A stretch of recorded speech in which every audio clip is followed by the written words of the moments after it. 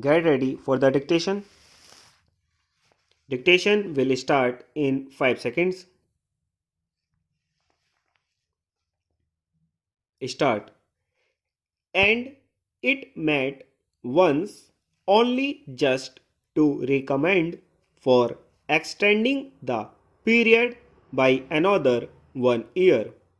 Sir, nobody in both the houses would oppose this measure, but they can only criticize the way in which the government is dealing with this measure, the way in which the government is sleeping over the matter, a matter which affects the very life of a member of parliament, not only a member of parliament, but also a member of the state legislatures. As the Honorable the Law Minister has pointed out, Article 102 of our Constitution does not define that what is an office of profit except to say that a ministership or a deputy ministership or even a parliamentary secretaryship, and by a later amendment even a whip of the Congress party would not amount to an office of profit. Only a few instances are specified as to which offices would not amount to an office of profit.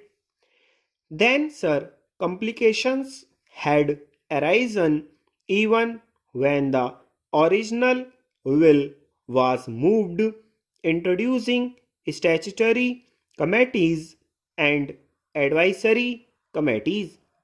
What a statutory committee was, or what an advisory committee was not at all defined in the present will.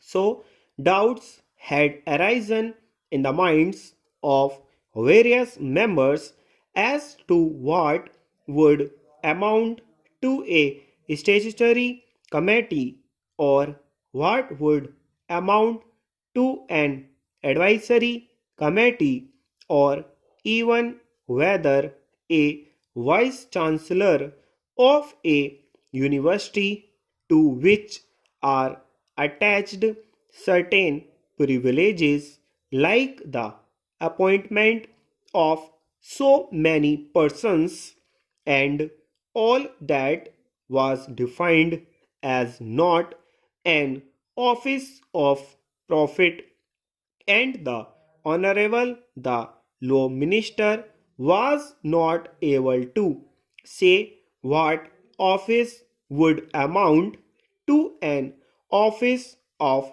profit, what would amount to a statutory committee, or what would amount to an advisory committee. Sir, I have only to point out that an important measure such as this, which affects the very existence of the members of parliament, should also have been given a very high priority in the matter of legislation.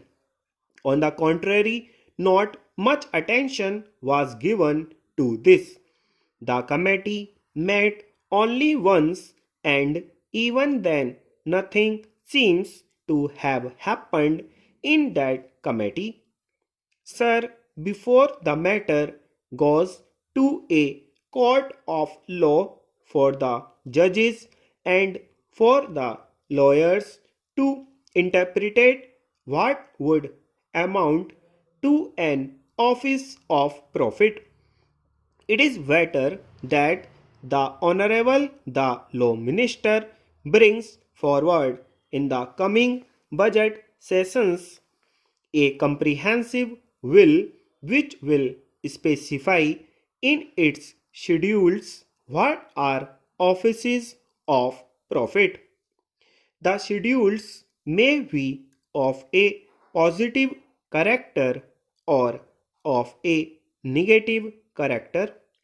The schedules might say that the holders of such and such offices would not be disqualified from being members of parliament or members of state legislatures, or the schedules might say in a negative way that such and such offices are offices of profit, so that the members of parliament and members of the state legislatures would know whether to accept an office and whether they would be disqualified by accepting a certain office. Stop.